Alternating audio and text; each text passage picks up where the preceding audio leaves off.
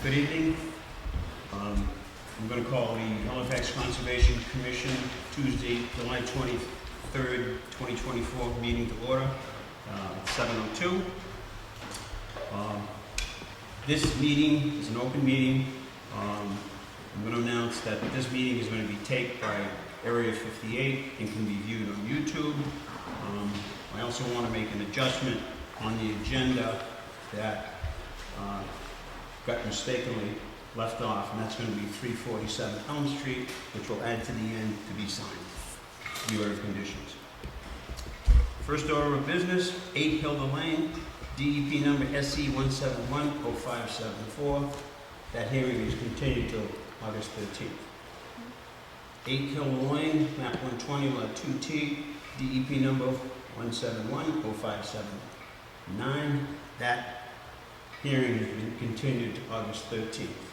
8 Hilda Lane, map 120, lot 4T, DEP number SC 1710580. That hearing has been continued until August 13th. The next item on our agenda is Haywood Street, and we are going to be signing the order of conditions. There was a question on whether the peer review had been paid. That has been paid. So at this point, Haywood Street.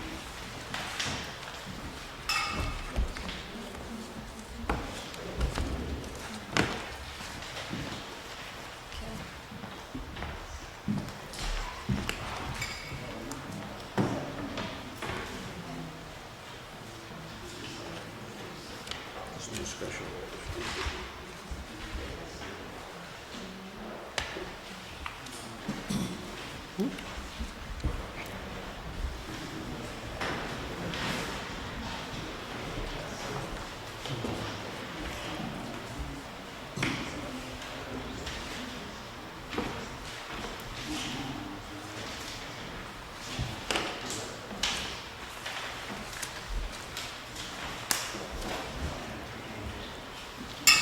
Item on our agenda is 265 Halifax Street. I am going to take another matter, if you don't mind, out of order, but I think it'll be very quick, if you don't mind. We're going to go to 105 Pownell Road, DEP number SC 1710581. That's an NOI continued hearing. Mr. Levy?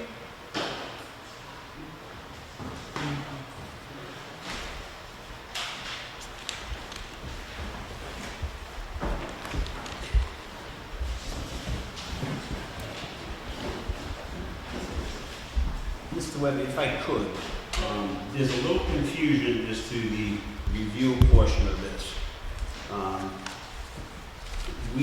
I have not found the initial review on the wetlands.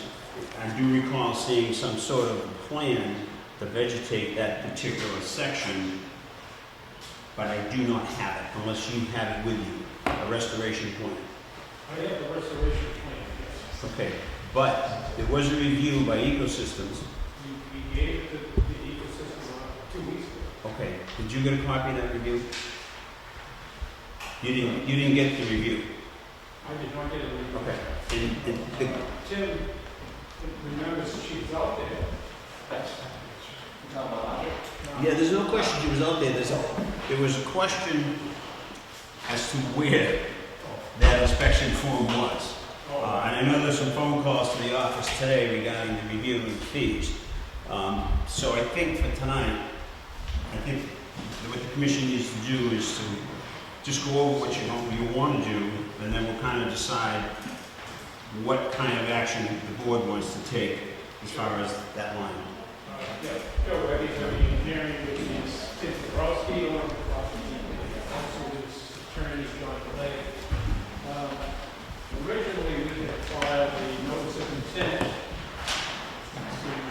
construct a single-family dwelling on this lot here, 105.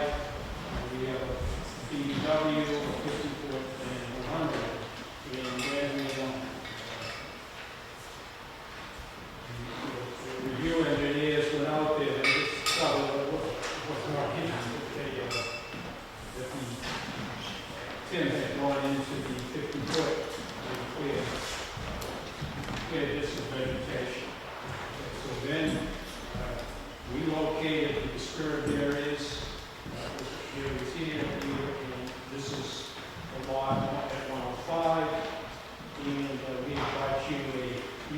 issued an enforcement order, and we brought you a restoration plan 2 weeks ago. And since that, what Tim has shown me today, brought me, is this is what that area looks like. We're probably, this should have gone into the office, but it's okay. It's gone just now. Okay. But basically, yeah, what Tim would like to do, I mean, the bottom line is he wants to get going and build a house. He's a house builder, and he knows that he went obviously into the 50-foot area right here, and he's more than willing to restore it back. And I guess unless there's something else going on, what we'd like to do is proceed towards getting the lower conditions. I mean, whatever it's going to take to continue to do bonds or whatever he's got to do, he's willing to do it. Okay, so I think what the commission needs to decide, we can't make a decision tonight because we don't have any of the reviews. Sure. Okay, but I think what the commission's got to decide is whether we're going to allow them to go back into the 50, or do we want them to, I mean, I don't know where the structure is in relationship to the 50 to the 100. Do we want to, okay, that's a better point than that. Yeah, right now we're talking about this proposed structure. We have not filed anything in bigger law, Okay. but he does know that he has to do it. And this would be lot 7. Okay, so what's the encroachment on lot 7 between the 50? The encroachment is approximately 3,000. No, that's the restoration area. Well, that is the encroachment. The structure in the 50, between the 50 and the 100. The next one. Okay, so the structure here between the 50 and 100, yeah, that would be this area over there. So, you know what that distance is between the red line and the house? Close to 30 feet from the wall. From that corner. Okay, so you got 30 feet. So I guess About 24 feet. 24 feet. So I guess what the commission's got to, one of the things I got to consider is where there is an encroachment in the wetlands area, do you want them to continue to use the 50 as a no-touch, or do you want to expand that area? That's one question. Yeah. Sure. The willing to give up 50. Correct. Yeah. Right. Doesn't need to go anywhere within 50. He's willing to put up whatever you want here, signs, postage, rail fence, something just to keep the proposed new buyer away from that area. He's no problem with that at all. So I guess one of the things that we're going to consider is, are we going to keep the 50 as the way it is, or to make that encroachment, that 50, make it 70 feet, they can't work within 70 feet, or the other alternative is what your idea was as far as posting rail fence. Put that on over 50? Yeah. Well, we have And just restore the area there. because of the setback in the street. If you push it. Gentlemen, okay. Sorry. Our conversation is what we're going to do about the 50. There's been some discussion about putting a post and rail fence at the 50 with some It's something as simple as that, if you That's post fine. it, I mean, maybe not the whole thing, but just in this area right here behind the house. And I think we are going to require a bond for the restoration portion. So, I don't. It's already wrong there. You want to come to the mic? I'm sorry. If you want to come to, if you want to speak, just come to the mic. Just okay. No, For the record, we have we never. need it. We need it for the record. And we have remote people taking it. So you got one right there. Yeah, Just name and address. Name's Tim Febrowski, landowner. I'm saying is, you could do the split rail fence and stuff like that's fine, but any work into the 50-foot buffer, the 50-foot buffer is to keep anything from going into the wetlands, correct? Look at the photos. If I do anything in that 50, I'm going to be disturbing the natural, organic vegetation. You follow me? The vegetation's gone. What It's was right there in there, front of you in the picture. what was there before? Exactly that. And if you take the, that was the other neighbor, the letter from Andrew. So the previous owner comes out and hey, and she's like, that's exactly what's been there her entire life. She's lived there her whole life since a baby. And you can also look at the loom pile. The loom pile, which where the house is going to be built, the loom pile is growing the exact same vegetation, which tells you it's the same organic plants that have been there since before we were born. I'm just saying, you want me to go in there?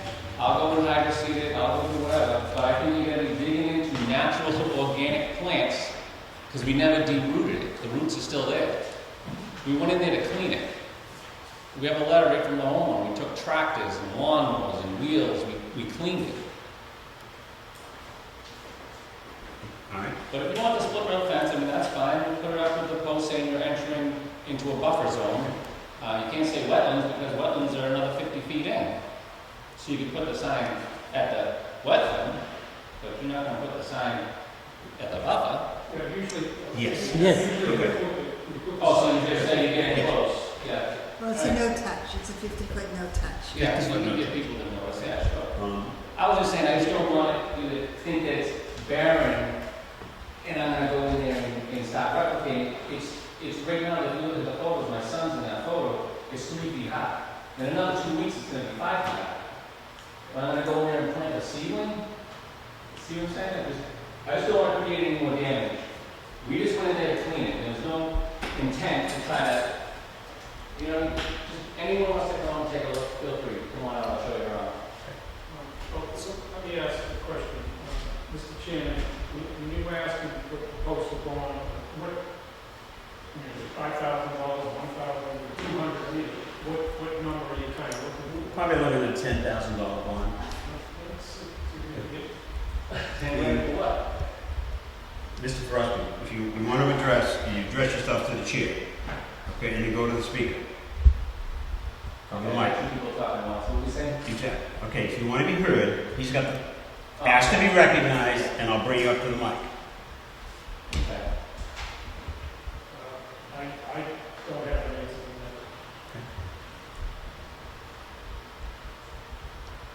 that. I think that's the direction the board is looking at. Post and rail fence, some signage at the 50, the replication plan, and that replication plan is going to have to be followed. You develop the plan itself, as far as the plants and the species that are going in there. It was, the replication plan, or the restoration. The restoration. We put on here is all conservation mix of seeds. So it's not a native lawn, but it's the conservation mix. We are not proposing any shrubbery or trees in this area. We're just putting conservation mix down, and that's what we were hoping to get reviewed 2 weeks ago. Because we sent this plan along to the record system. Again, we don't have the response. I think the board's inclined for those 3 conditions, or special conditions. I did send Ecosystems an email around 5 o'clock trying to verify, because I got so many emails, I didn't hear back from him. So if you want to continue this to the next meeting, that's your call. Yeah, I think Yeah, I'm sorry, okay, sir. my name is Sean Dewey, representing for Glasgow, about this plan. The one question we have is, if we're going to do a bond, what would it be based on? I think right now we're still determining what the best replication is for the area, and a bond should be based relatively on, it's to ensure that what the plan is gets done, so it should be roughly 1.5 times the cost of what it is to do. So just the better question is what the basis is for the bond and what the terms are for it to be released. Yeah, the bond would be to ensure that the area goes back to whatever it was, and that whatever they've determined, once our review looks at it, that they determine that that's what's going in there for plants, bushes, and the bond is for that, and you're going to have a 2-year period. That's going to be monitored for 2 years. Doesn't the order of condition itself, either through ongoing conditions or not releasing the order through a certificate of compliance, doesn't that give the board the surety it needs to make sure that these Not necessarily. okay? I've got 16 open orders of conditions right now.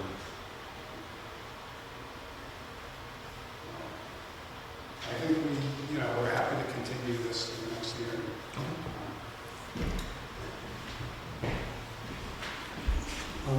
Let me go to a vote. Just looking for a motion to continue 105 Common Mill Road to August 13th. I make a motion that we continue Common Mill Road to August 13th. I'll second it. Okay, all in favor? Aye. 3-0. I'm sorry. 265 on Front Street. Thank you.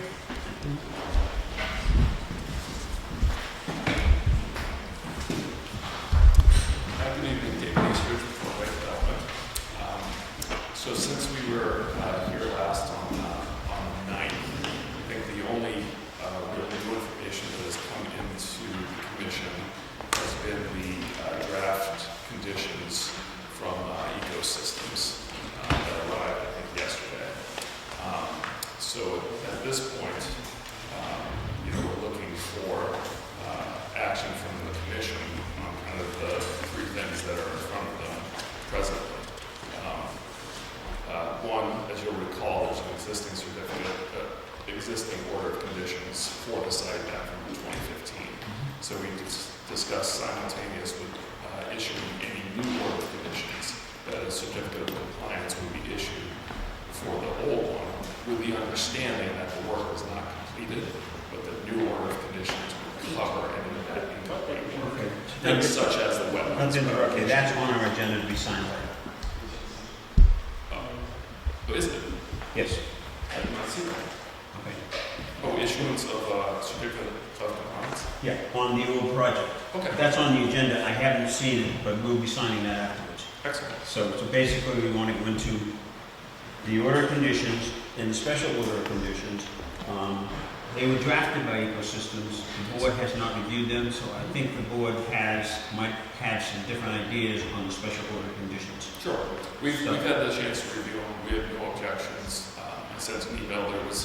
They listed in the kind of the preamble that there were 5 members of the commission and it was only 4 now. They'll correct that. So that was really my only comment on them. Otherwise, we're perfectly amenable to all the conditions as drafted.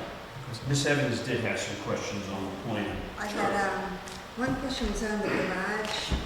Just in the corner of it is 3.5 feet from the 50 foot. Yes. It just seems a little too close. I don't know how you can do any work behind it. I would think it'd want to be a little bit more space Well, between the building and the hotel. So we discussed that at the last hearing because the previous plan was actually even closer. So we shrunk the width of the garages to get it. We actually shrunk the garages by 7 feet, but since it's at the angle, it only increases it by a few feet off of there. But everything can be built from the high side on that. The retaining wall can be the concrete foundation wall. So I mean, it's a line that's close. We know we have to stay out of it. And we also agreed that we would put up the orange snow fence as an additional marker so that, it would be crystal clear as opposed to just the silt fence that can kind of blend into the woods in terms of its appearance. So we're amenable to that, but I mean, we're out of the 50 foot. We plan to stay outside of the 50 foot, and we know how to do that construction. Yeah, I know you're over the 50 foot. Just as far as any grading or anything, are you going to have to do any of that? No, because the walls and the foundation go straight down to the existing grade.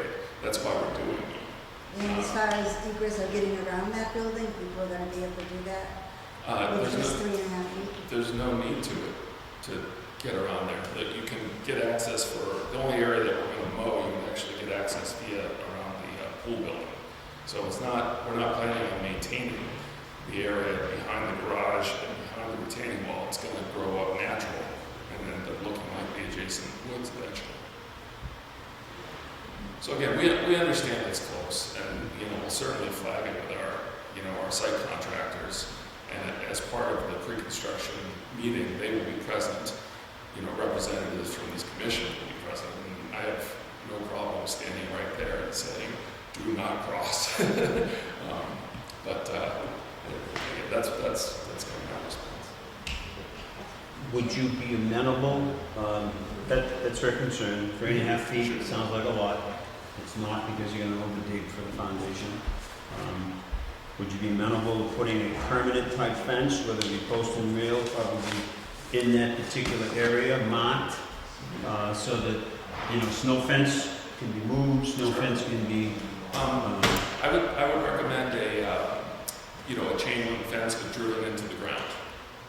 So it's 6 feet high, very visible, and again, not movable.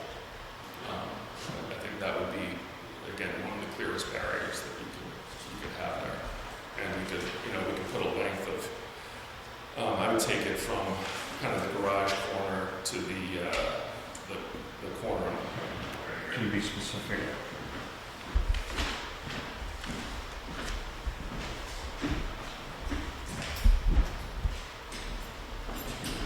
Basically this area right here.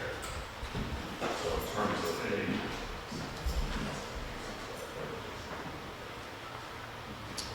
Dave, do you mind I'd just, say 75 feet of fence. It's tight for about 50 feet, so you can go 75 feet. do you mind picking some wetlands flags, and let's go from wetlands flag number, because those flags are still out there, so. I think you've got wetlands flags. Yes, but we're missing the 50 foot, not the wetlands themselves. Correct, but you gotta put 75 feet, but where, so it's not a wetlands flag, they're numbered or WFC or something? Is it in that area? Yeah, it's right there. Yep. So if you're gonna go 70, Wetland flag B4 and B6, so we could go from, let's say kind of B6 to B2. That would be from kind of here to here, so that would like span it. Is there any concern with any activity going anywhere else along the property, or is this all? Again, because, we are working close to the 50 foot, and in order to avoid grading into it, we're building, so the back of this is a retaining wall. So this will have exposed concrete going down to existing grade. This is also a retaining wall. So there's no grading that's occurring on the low side anywhere along here, really anywhere along here either. So it's a pretty, we're not creating a 2-to-1 slope or 3-to-1 slope that slopes towards it. So there's no new or steeper land that's going towards the 50 foot. Again, that's usually where it's most vulnerable. As you get into this area, this is an existing detention basin that we're keeping. So there's really little earthwork that's occurring, in there either. So the main thing is which there was some discussion about regarding the variance, was there's a drain that kind of goes out. let's just stay on this, and try to make sure that, any questions? No, I'm not sad. We talked about the last meeting. Okay. I like the idea of a permanent fence To there be clarified for the record, there's gonna be a 75-foot chain link fence, from B. From approximately from B6 to B2? B6 to? Is it Yeah, B2. B2 to B2. B6? Okay. That's the best geography. You okay with that? One other question. You have, within the 50, the spill, I'm gonna call it a spillway. It wasn't marked on the plan. Can you bring that up? Sure.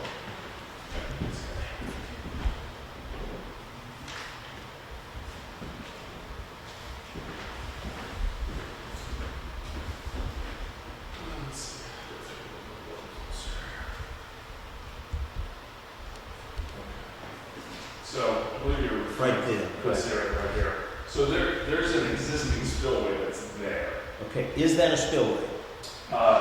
Yes, it is. Okay, it's just not delineated on the plan as a spillway. The one before it is, that shows as a spillway. That one, okay, so as So long as, this shows a spillway like you're talking about over the top, right? Correct. Yeah, for emergency spillway. Right. And then this is the riprap area, both out at the discharge. Okay. So think that will, you know, and what we did is on the previous plan, we had this pipe that basically serves as an outlet for Wetlands A, and it was going a little bit farther, about 25 feet from the wetlands itself. So we cut that back, and we basically have this one discharge area that serves these 3 pipes. So we kind of combined it. And again, that discharge area is there now, serving the 2 pipes. We're just going to have it serve the 3 pipes now. Just for the board to know, in reviewing the plan, notice that. Now, that is within the 50. And I've requested, and they submitted a variance from our local regulations to work in that area. The next section, I believe, is going to be the replication area.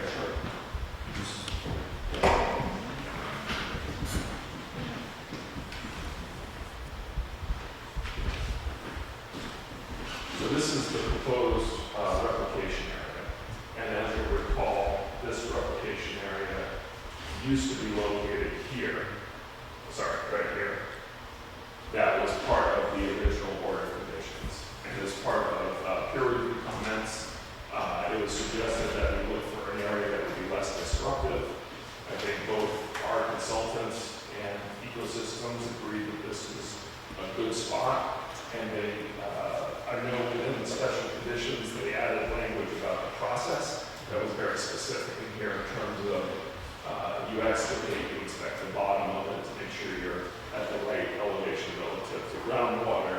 That gets blessed, and you move forward with your soils and your plantings, et cetera, et cetera. And we understand that you have to go through 2 growing seasons for that to be considered complete, established. And if there are deficiencies along those 2 years, they need to be supplemented with additional plantings or whatever to, you know, to accomplish the original plan. So that work is also within the 50 feet. The original work was within the 50 feet, but honestly, I prefer having a variance to address this issue, even if it was kind of in part approved as part of the previous order conditions. Any questions from the board? I do not. There's no test pits in there, so you're going to probably supplement that gravel soil with some hydric soils. That'll be part of the restoration. Yeah. Okay. Yeah, there's a cross section that has the appropriate soil that's beneath it. The only other question that I had asked on site is, I know you said that when the map that I looked at, it looks like you got about a 6-foot depression. And I know you got some trees in that area. I just want to make sure that that's protected so that we don't get anybody from the facility next door traversing over there. Yep. So, I mean, that's a field adjustment you can make. I know there's some trees in the lot line. That was the only other concern that I had. Yeah, there's a note on these plans from the July one that says proposed wetland replication area, 1,550 square feet, field located to avoid mature red maple trees. So it's right there on the plan in terms of the goal So there. you're amenable to making some adjustments so that nobody can traverse over there? Yeah. Okay. Any questions? No. Are there any questions from the audience on the notice of intent for 265 Long Pond Street? Seeing none, I think they've addressed all the issues that we had. It's a big project. There'll be a lot of oversight. So if there's nothing else, I'd be looking for a motion. Oops.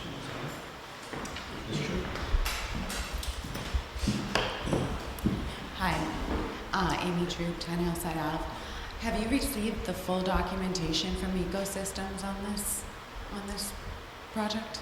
Okay. And have you gotten any comments on the fact that their turtle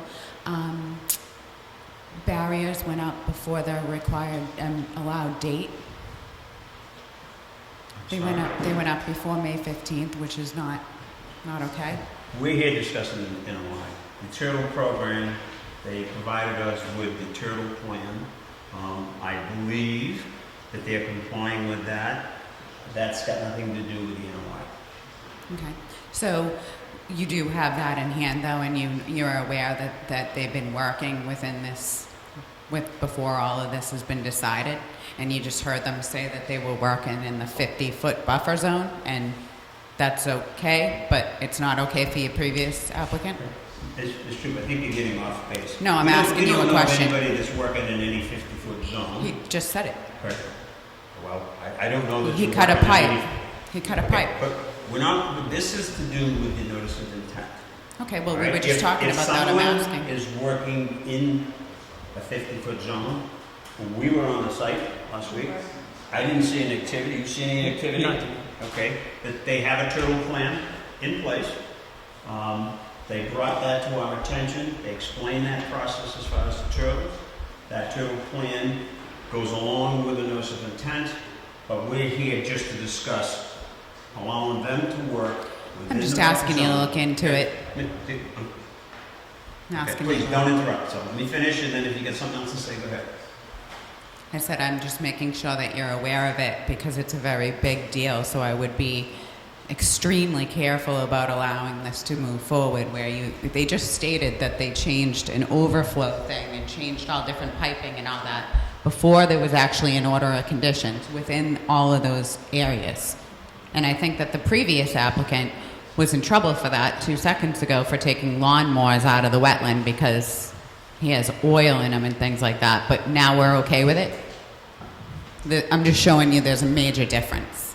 Thank you. Any other comments from the public? Okay. I would be, if the board so inclined, I'd be looking for a motion to approve the notice of intent for DEP number SE 1710578 with an order of conditions and special order of conditions which will be drafted. We're going to use the special order of conditions that we have, but we're going to make some addendums to that. So if you want, if it's easier, I'll make the motion. Okay?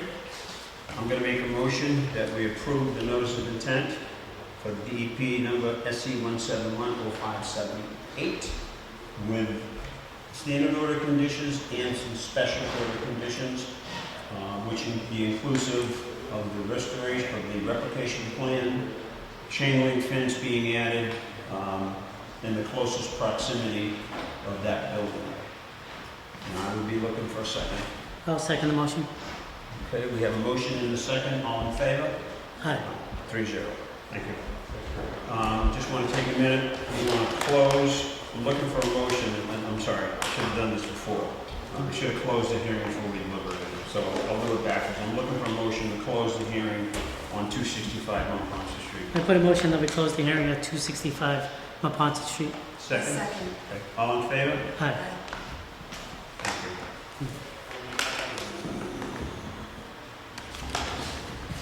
Our next order of business is going to be, we're going to be signing an order of conditions for Plymouth Street. We're going to identify that as map 73, lot 7A.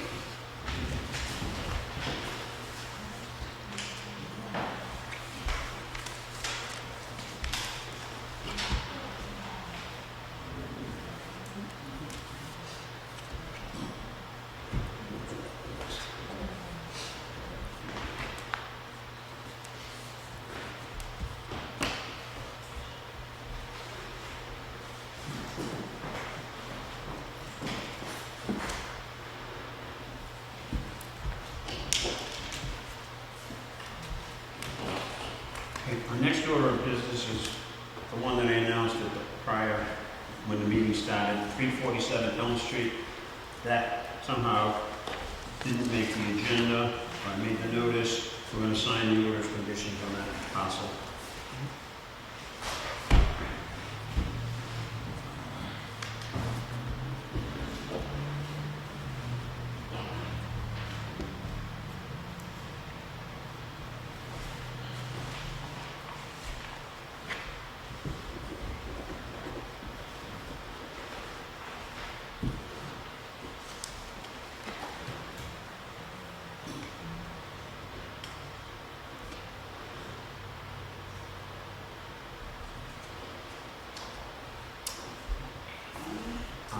order of business, I think we've completed most of our agenda items.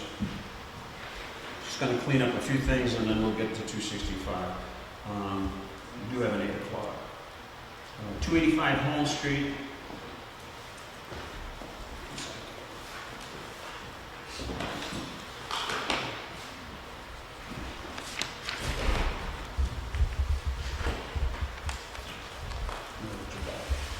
Our next item is 285 Holmes Street. It's an update. I've reached out to the town administrator on this particular one for the use of town council regarding stormwater management. I'm waiting for them to get back to us. 340 Plymouth Street, and nothing to update on that other than we're in the process. I will be following that up with highway when they get ready to pave. So nothing's really changed.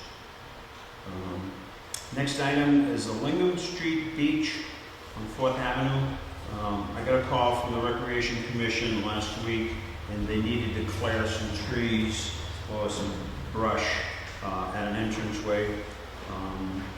And I felt as though that it was just preventive maintenance, and I gave them the okay, and they really needed to file. Quick question on that. What type of trees and size or anything? Or? No, they weren't cutting any trees. They were trimming. There's a pathway. Oh, they're trimming it? Yeah, there was a pathway that goes to the water. Yeah. They just needed to trim some trees.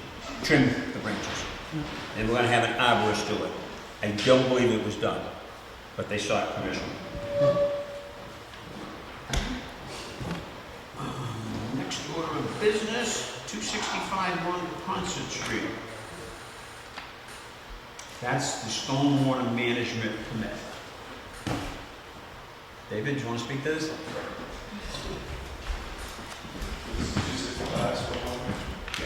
Yeah, so essentially we're looking for the commission to acknowledge that the application is complete. So we still need to go through the formal notification process upon the commission kind of, again, agreeing that the application is complete.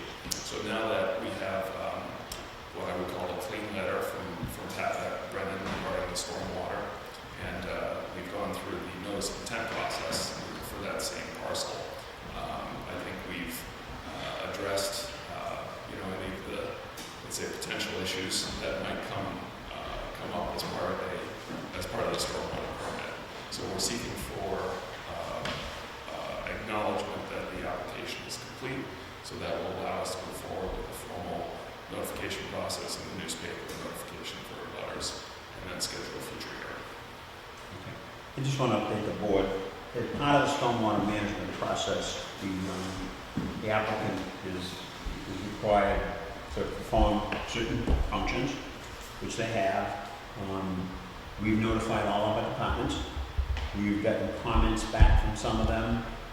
We haven't received any comments on the last email that went out, but I'm comfortable that we have received enough comments so that we can go to the next step, which is going to be to advertise this, okay, and then we'll have a public hearing to go over the stormwater process. Just one thing, Dave, I want to confirm. These notifications are regular first-class mail, correct? Yes, that's what your power has. Yep. We will,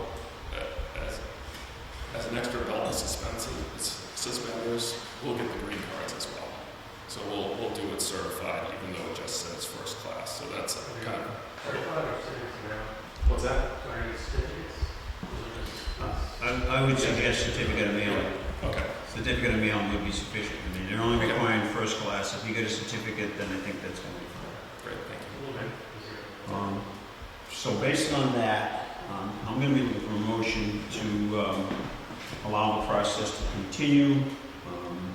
They're going to contact the office and they'll set up a public hearing, which is probably going to be in September. So it might be easier if I make the motion. I'm going to make a motion on 265 Mount Concert Street that the stormwater management permit application is deemed complete, and we're going to schedule it for a public hearing. I'll second the motion. Any discussion? All in favor? Aye. 3-0.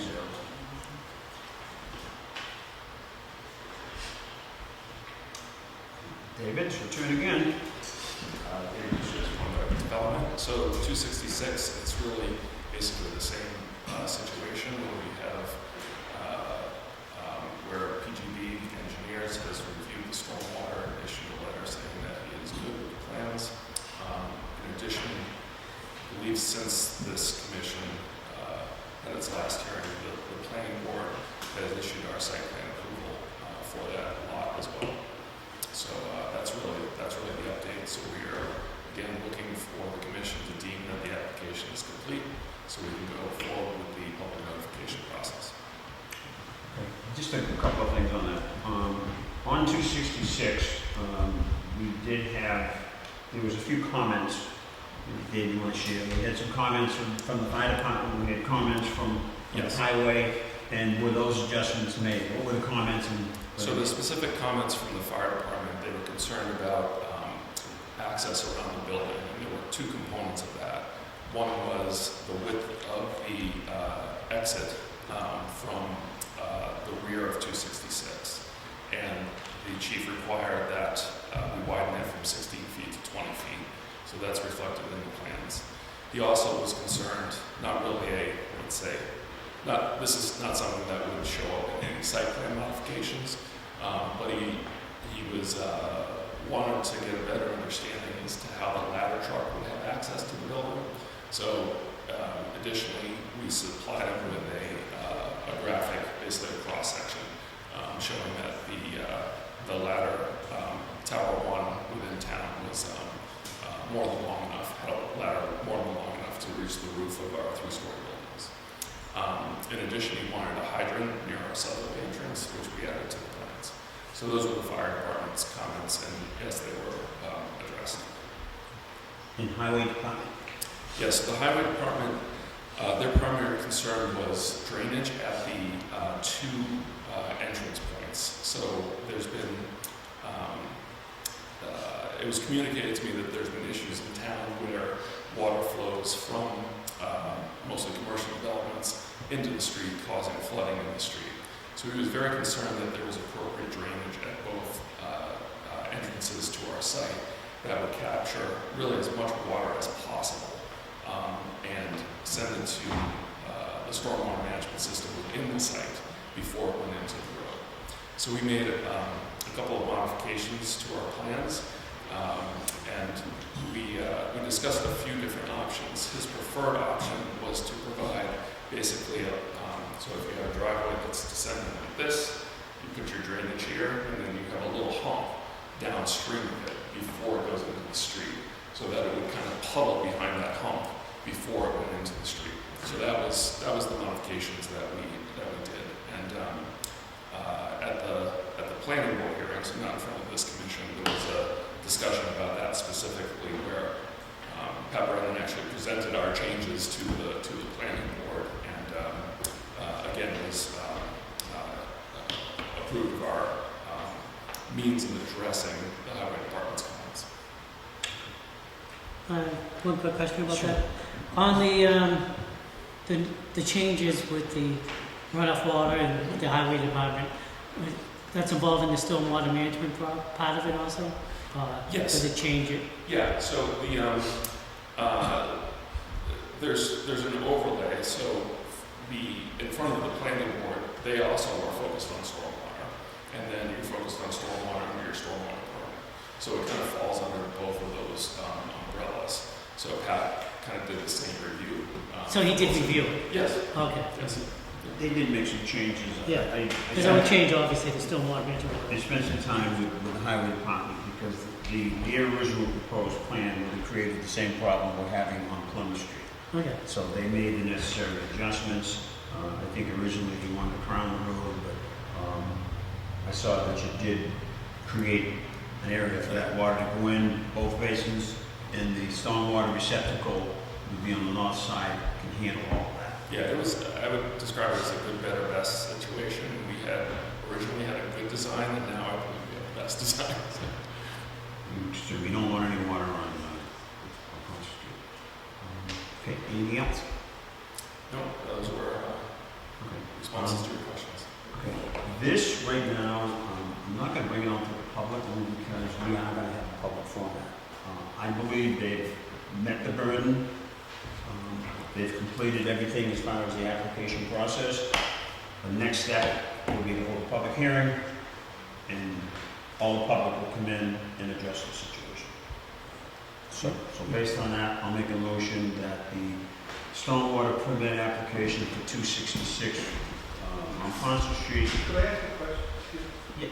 Okay, to the mic, so, just identify yourself. Todd Allen, 340 Plymouth Street. So, just to be clear, the only change to the water runoff is in the front of the building. There's no change to the side of the building where pub 58, is it pub 58? Or Okay. Basically, what we're doing here tonight is, under the regulations, okay, we're required to take their plan, have it reviewed, we send it to all of our departments, they review it, and they have comments. Once that's complete, now we go to a public hearing process, which at that point, we get up and say, okay, I'm concerned that, the water from on the north side is going to the liquor store, or there's an issue with the water at the rear of the property that might affect some increased runoff onto some backland that potentially could affect yours. Right. So the process is the public hearing process. Right. This is the way I'll bring it up then. yeah, it's the way the stormwater management regulation.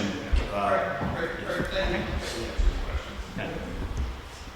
Okay, so we're gonna make a motion that we, 266 on Ponce Street, they have met the burden, and then we're gonna go to a public hearing on this particular parcel.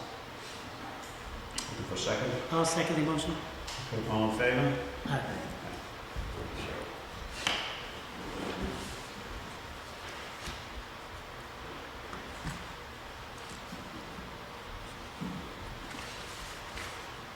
Okay, the next item on the agenda, and we're going to get to an appointment, was 111 River Street, UXO survey. It just showed members of the board. We have an application, a notice of intent that was filed. It hasn't been, we don't have a DEP number, so it hasn't been scheduled.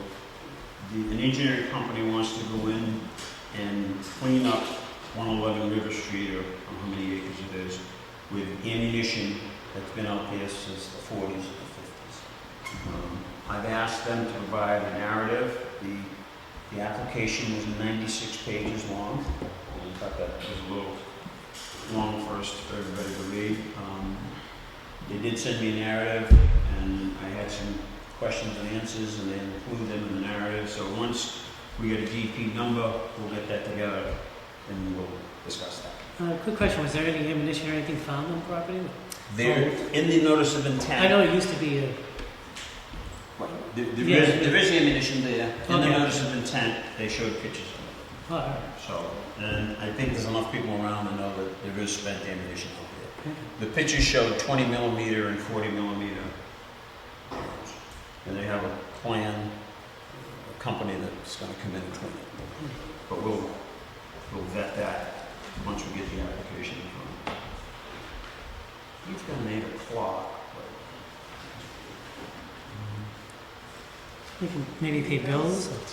we don't have any bills, but we got some meeting minutes from June 11th. Oh, I'm sorry. Yes.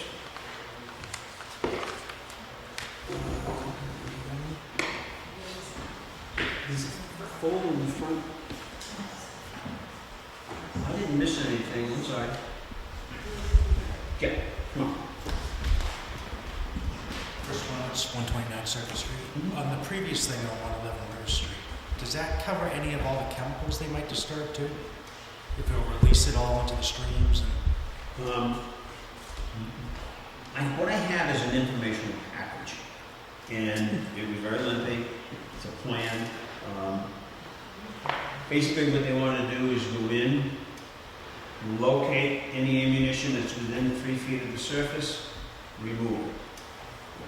There's some language in there, if they have to go into the wetlands and it's safe, then they will go in, or they want to go in. If it's not safe or it's going to create road hazard, then they won't.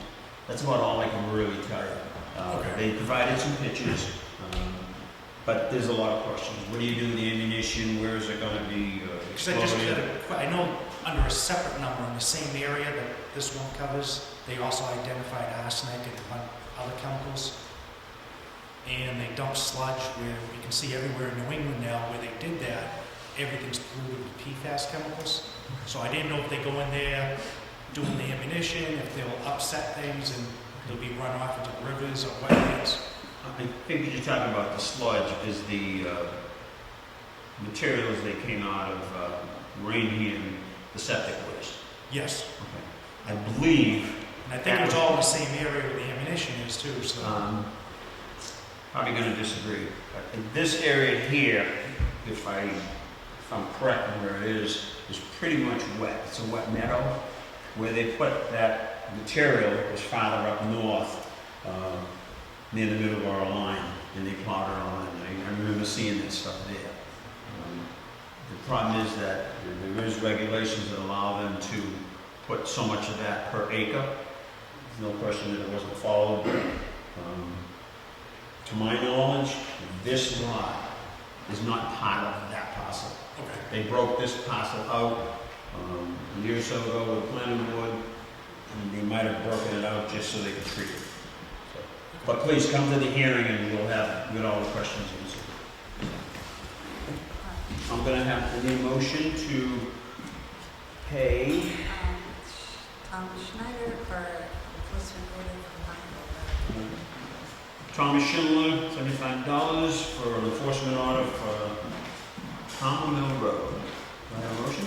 Full motion to pay the bills for, All right, all in favor? I also have the 265 on Ponce Street signatures. Okay, we'll finish this, and we'll do that, and then we'll get to our report.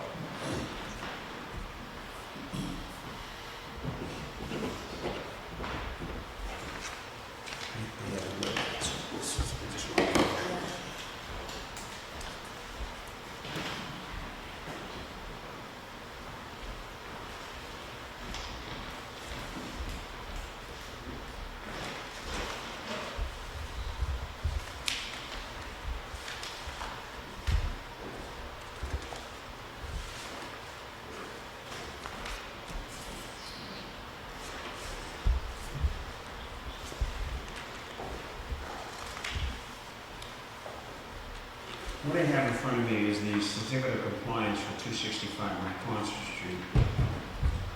And I'm going to have you look at this.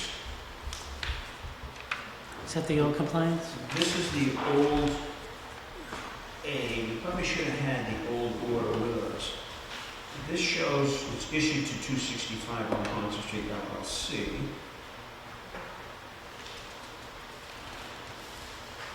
This is the old one we're supposed to sign. Yes. We sign a partial certification. Just want to make sure that the parties are correct. 265 Ponce Street. Just look at that. I mean, the only thing it shows Halifax Trails is a separate page. So another certificate is going to them. But should it go there?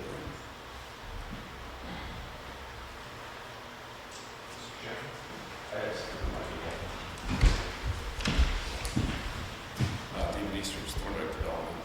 So in the request, so I can't speak to how the order was, or the certificate of compliance was drafted. The request is being made by 265 on Ponce Street for the work that was regulated by an order of conditions issued to Allen Monroe Halifax Trails Company, Inc.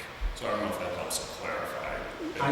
So it should be issued to 265, even though it was work by Halifax Trails, because we're requesting it. I believe that's a process. On that process, it shouldn't be in the old person's name. Well, that's my thought. So the So they're requesting it, so what they're doing, they're looking for it. Yeah, they can request it. Which is correct. Yeah. And then it's got Alan Camo back here as the property owner.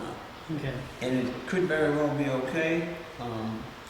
I'm gonna be okay with it. If it's wrong, Yeah, I they're gonna think kick it back. the name is on here. Yeah, they're gonna kick it back, so we're gonna It have has to been vote. recorded, registered of deeds, yeah. Okay.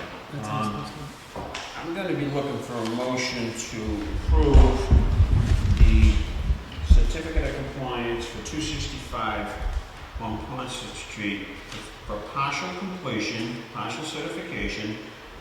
The work had been done by Ellen Camo, Halifax Trails, Inc., and that work was not completed. So I'm looking for a motion, or that would be the motion. I'll look for a second. be. No? Second. All in favor? Aye.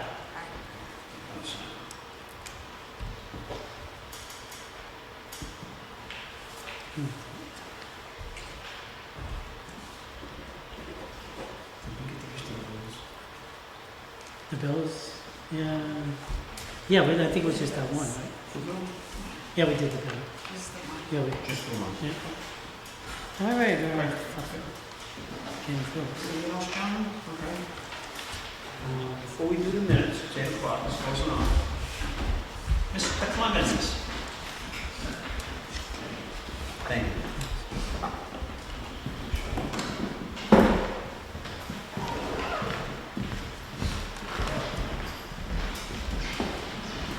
Did you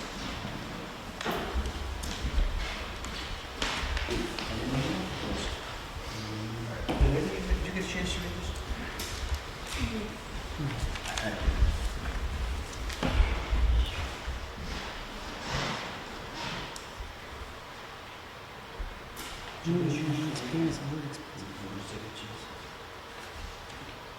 Oh, these are for the Peer review. pay reviews, Yeah. to rotate them? Okay, this is in regards to, yeah. That's kind.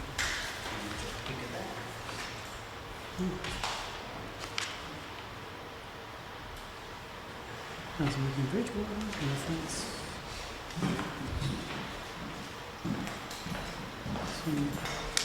Looks good. And just the name of it.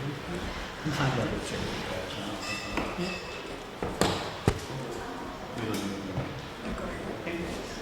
Mr. Clemens, Phil Clemens from Hanson. I just want to take a minute. In the past, we had to go to a peer review consultants because we haven't had an agent. And we discussed prior that we need to have a couple of different peer reviews to assist us. We're busy. And I thought it's kind of important to have someone local. I am familiar with Mr. Clemens. He's a Hanson resident for probably, I'm not going to say, all his life. Okay, that's Okay. tough. Yes. I know him reasonably well. I know his background. Mr. Clemens? Thank you for having me here. For the record, Phil Clemens, 46 Main Street, Hanson.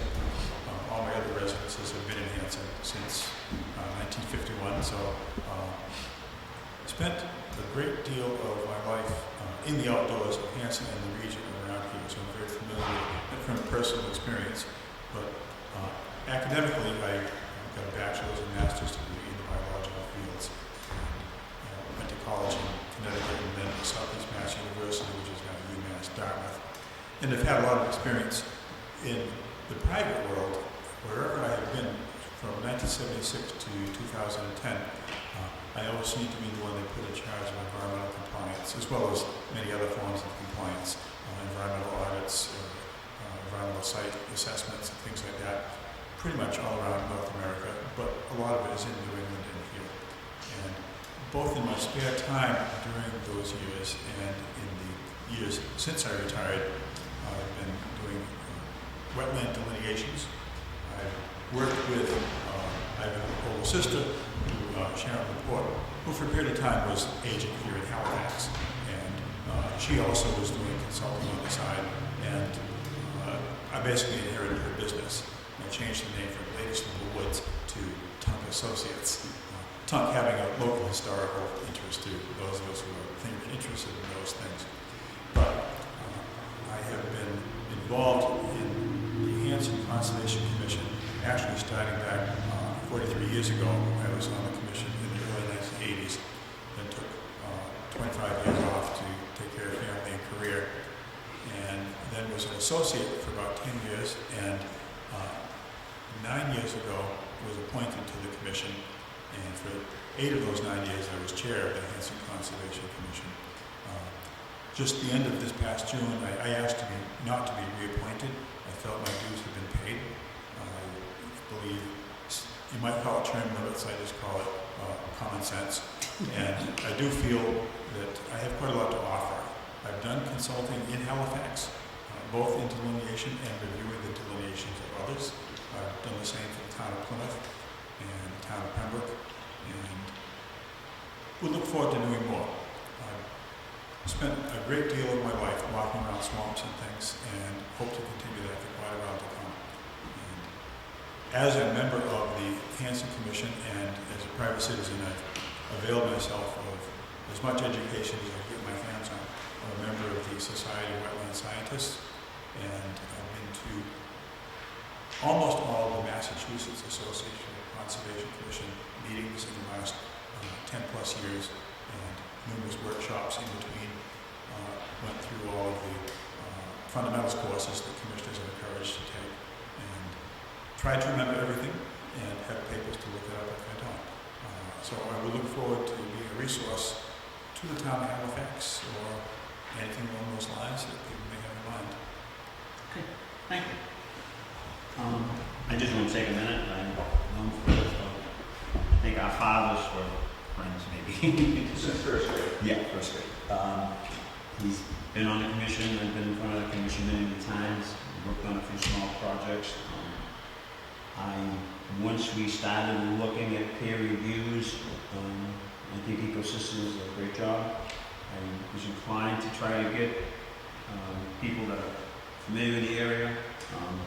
I remember when Sharon was the agent in town, and I know he's very heavily involved in Hanson with the, not so much with the Burridge, Smitty's Bog and that trail. Is it the Bay Circuit Trail?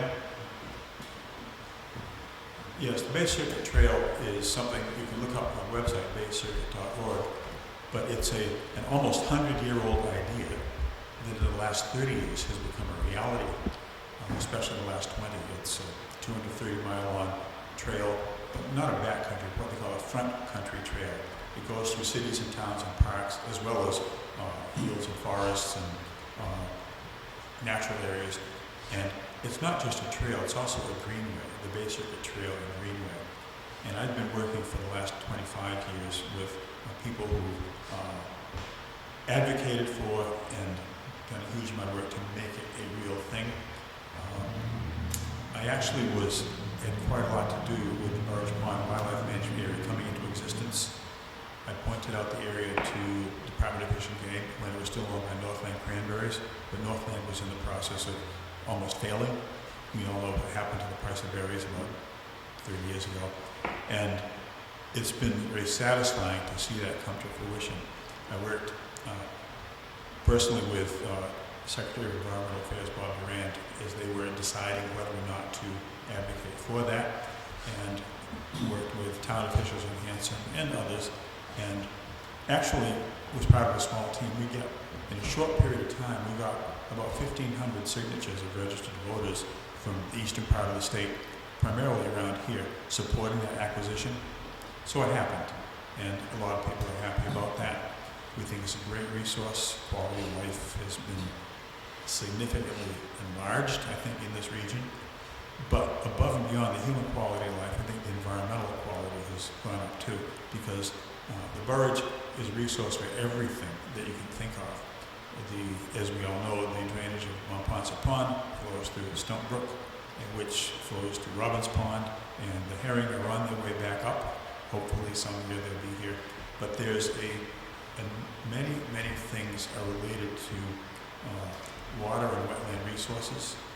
And we all know that the regulatory home of those things is right here at this commission and other commissions. And it's, I think, good to be in communication with and partners with as many other people and agencies and organizations as possible. And I've been building those partnerships for some decades now, and it's been very successful. We have, in this region, this northern Plymouth County, we've been unresolved as suburban sprawl has come this way. It's not done yet. In fact, it's crawling around us, and what we're trying to do is protect the resources that we need for our water and our wildlife, and again, quality of life, recreation, etc., while that sprawl continues, so that as much as possible, everybody wins, but we still have water to drink, air to breathe, things like that, and trails. Okay, so as I was saying, I've known Phil. I feel very comfortable. He's got the ability. He's looked at more plans than I have, and he's got the expertise. So, any questions from the board? He actually seems very qualified. Yeah. Be a great asset to help with peer reviews. And he's familiar with the area and the soils and everything else, I assume, because it's next town over. So. And you just want to point out what I wanted to point out is when the commission decided to go out to peer review because of the lack of an agent, we were basically looking for individuals that will look at that plan for us and advise the commission on which direction it should go, look at any specific issues in the plans that we might not recognize, do site visits, and prepare special order conditions or order conditions until such time for the regulations. It sounds like a little bit above and beyond what some peer reviewers are asked to do. In many cases, they're simply asked to look at delineation and to comment on that and collaborate with the original applicant and so on to make sure that things are done correctly. But certainly,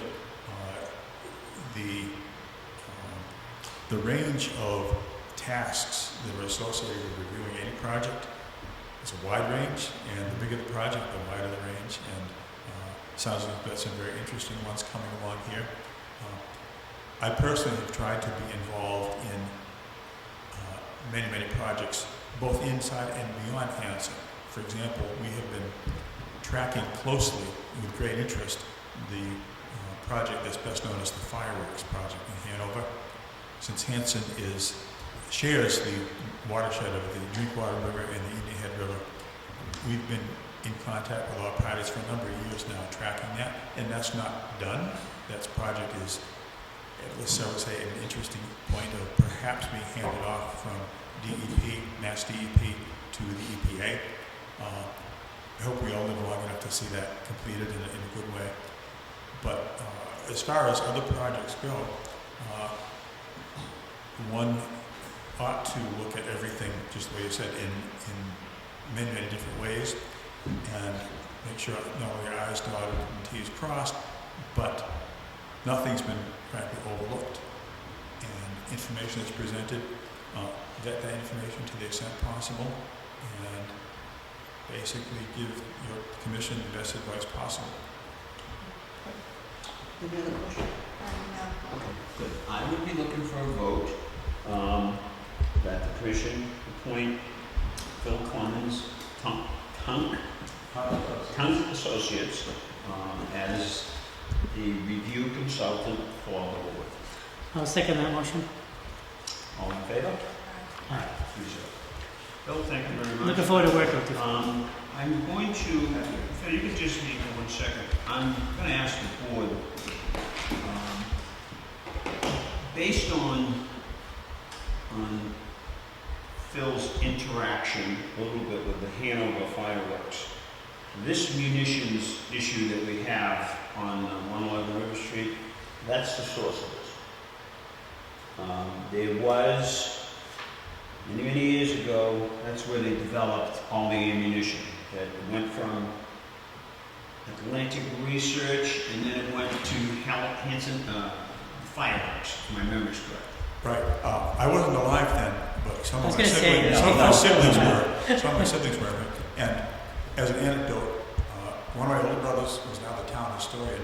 As a young lad, was fascinated during World War II when periodically a half-track would come down, or come up High Street where we lived, on its way from the Hanover manufacturing site towards Halifax early in the morning with a large plate of steel in the back.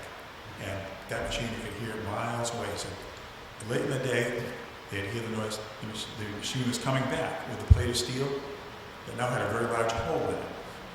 So the speculation we have is that it was being tested, or the munitions being tested for their ability against armor, and to the extent there was a hole, it was successful.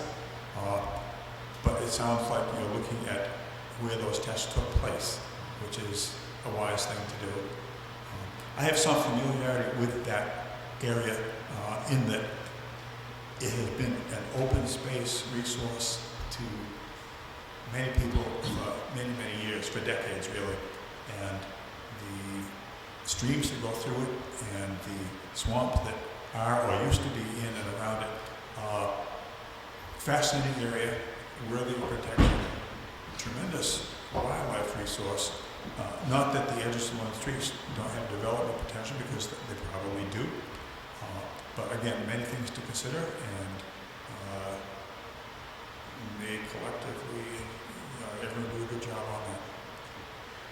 What I'm going to ask the board, and we left that up to the administrative assistant to sign these, and if the board has no problem, where he's got a little bit of experience or knowledge with the fireworks, I'm going to ask that one of his first tasks be this Expo survey.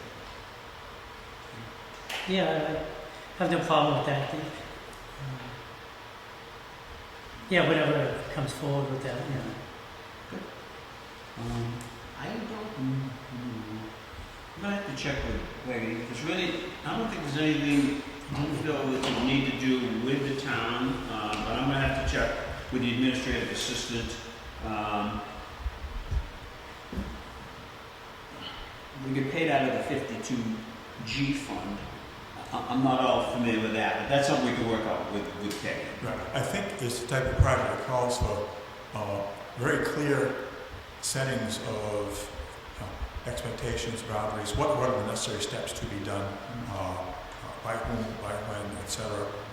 Again, it's somewhat unique among projects that probably come before your board. You probably haven't too many exactly like this before, if any. And so I know I would have questions if I were involved with that, and I guess through Peggy and Alan, we would pursue answers to those to make sure that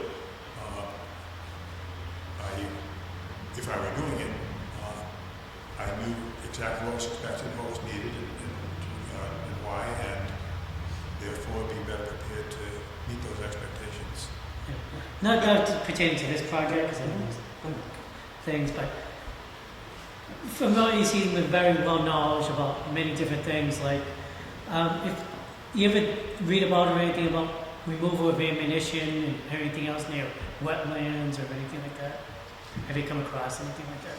To the extent that the Hanover project involved that, and it still involves that, it's not just a Conservation Commission concern.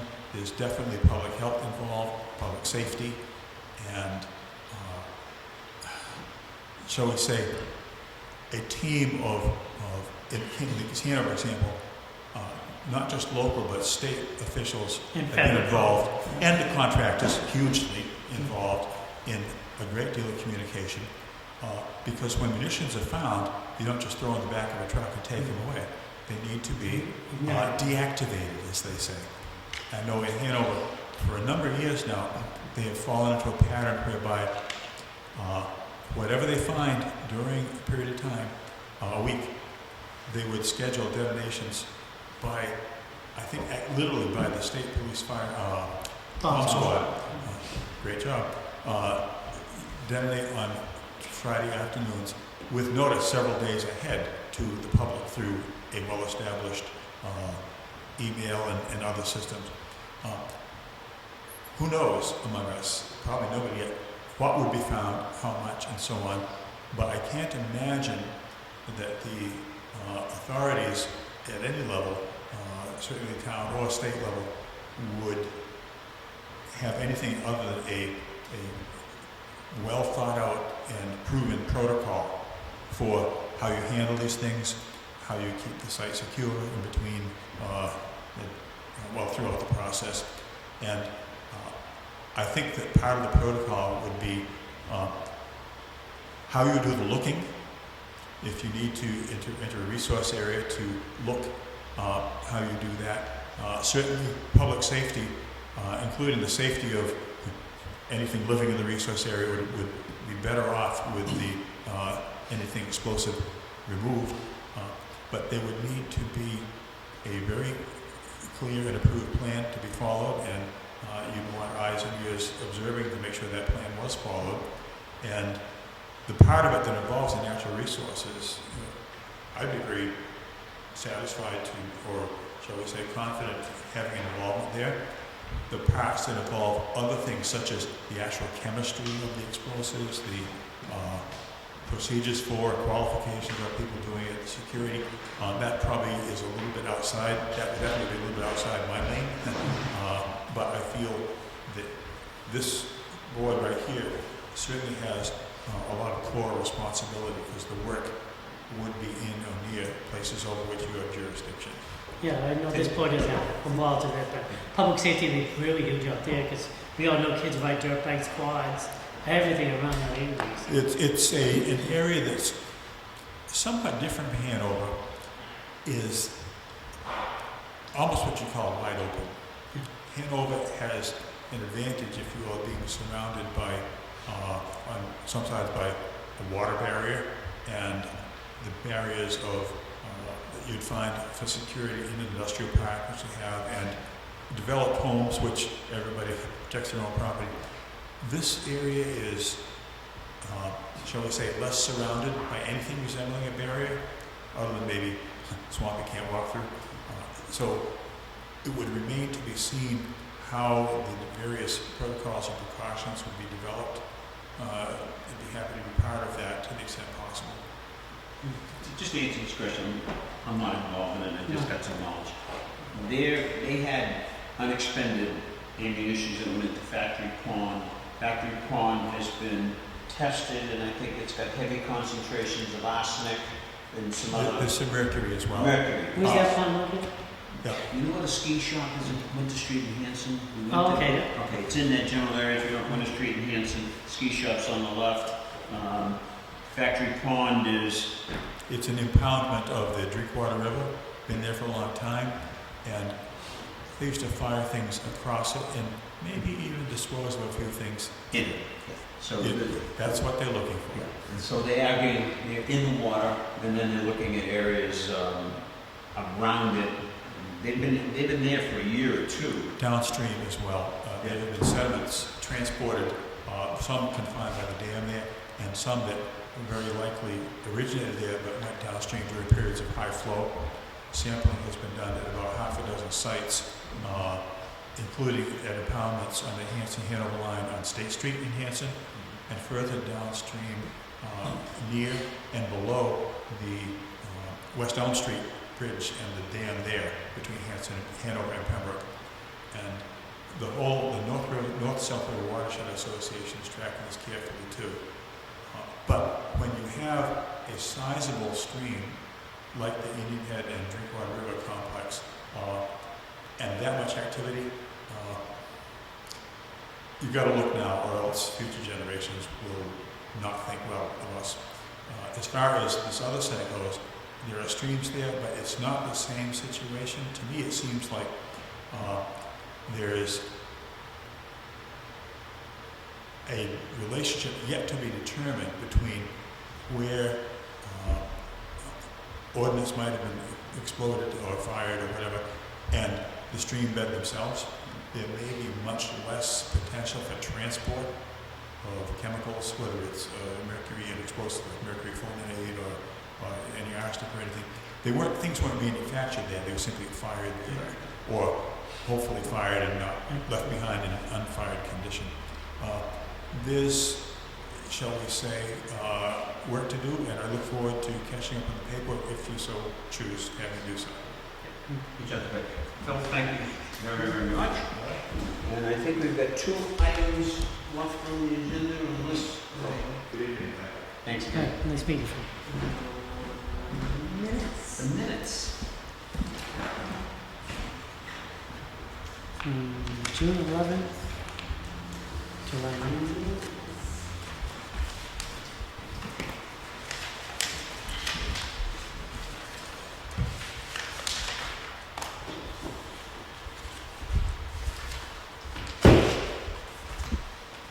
So this one is July 9th.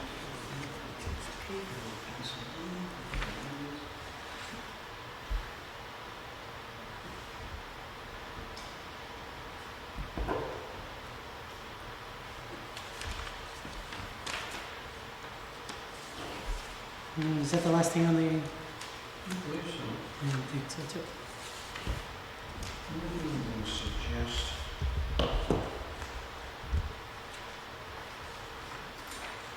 I'm just going to suggest that in the minutes, just to keep us out of trouble, sometimes it's better to list any documents we receive.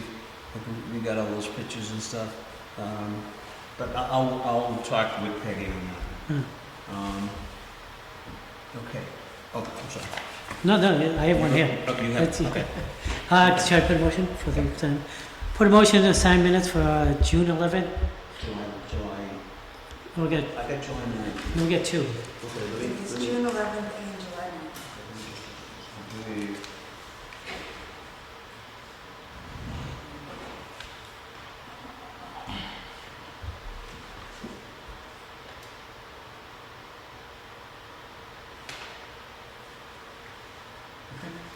All right. I did read this. All right, a promotion that we approve the minutes for June 11th, 2024. We have a motion, is there a second? A second. We'll go to a vote? Yep. Okay, the vote, 3-0? Oh, Aye. Let's- Okay, I put a motion that we approve the minutes for July 9th, 2024. Second, we'll go to a vote? Aye. 3-0.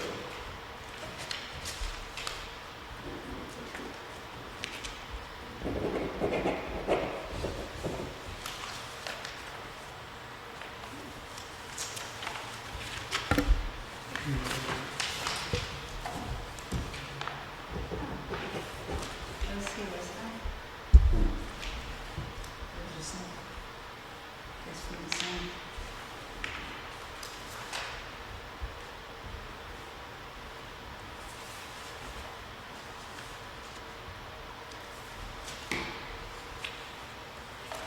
It being 8:25, I am looking for a Motion motion to to adjourn. I put a motion that we adjourn for the evening. Second. Second. All in favor? Aye. Thank you so much. All right.